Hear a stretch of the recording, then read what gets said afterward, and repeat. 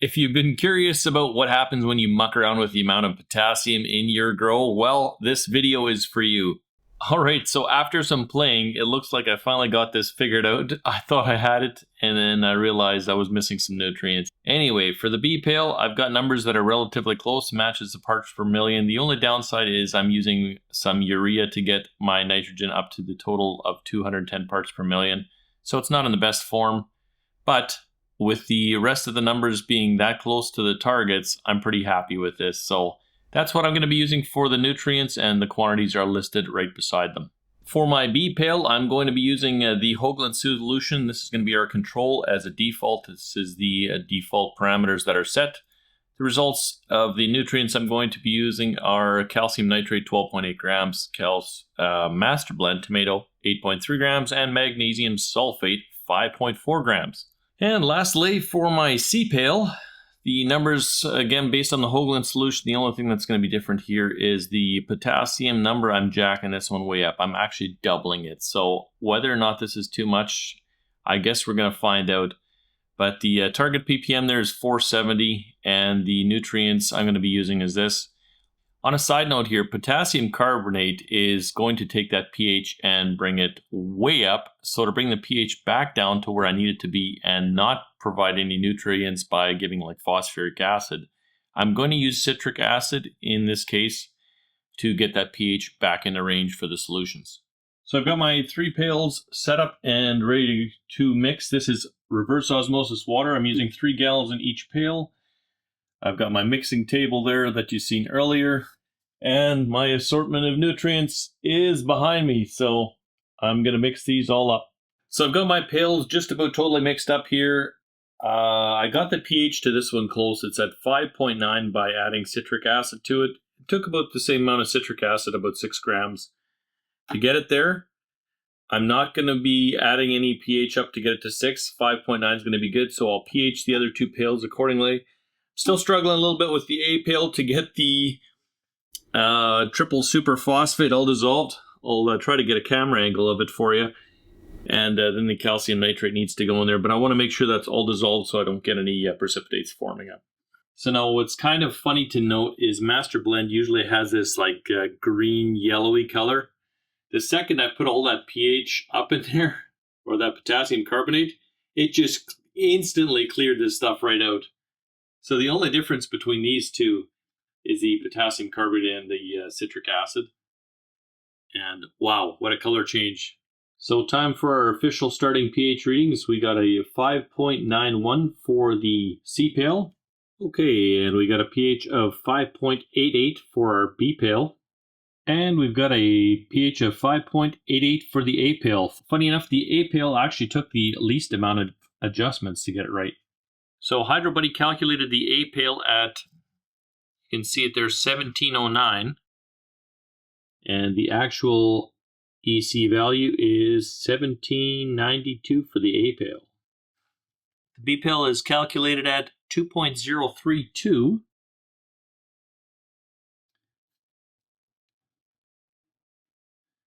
And that EC is 2.63.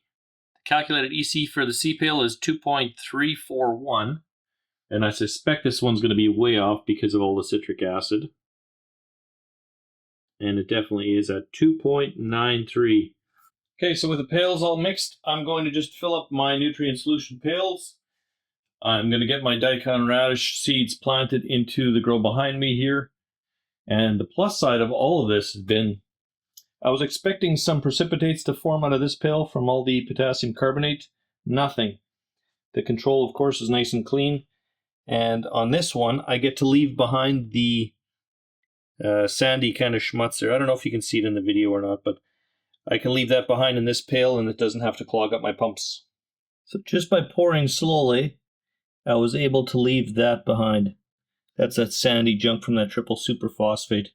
Okay, seeds are all planted. I've just kicked off the pumps. They're getting their first watering. The rest is going to be on a timer. We'll check back once we get some germination happening. Okay, so seeds are planted in the row behind me here. I've just kicked off the pumps, so there's nothing really left to do now, but just wait back for germination and we'll check back with you then. Just a few days later, everything is up.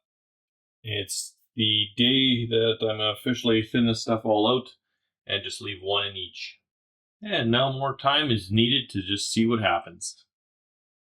So today is evaluation day. There's what the A, B, and C row looks like. We'll pull it apart, we'll weigh them, and we'll check the water results to see what's what.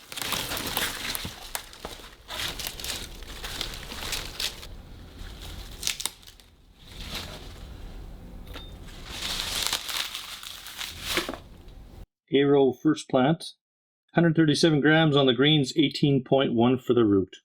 B row first plant, 139 for the greens and 35.7 for the root.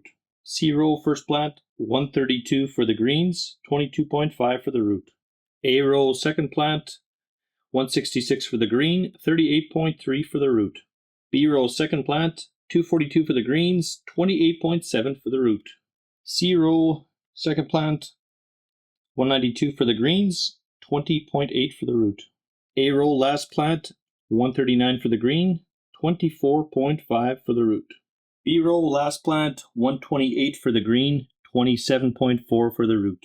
C row last plant, 152 for the greens, 24.2 for the root. So the first row has an EC of 860.